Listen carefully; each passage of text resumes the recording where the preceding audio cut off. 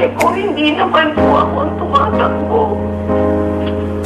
Sige na po, gamitin niyo ako talaga. Kung gusto niyong sirain si Noy, kung ako na lang ang kasiraan ni Noy, sige, gamitin niyo po ako. Pero pwede ko pong ipagmalaki. Mabuti po ang pamilya namin. Nagmamahalan ko ang pamilya namin. At minamahal po namin ang bayan natin. Kaya po lahat nito pinagdadaanan namin.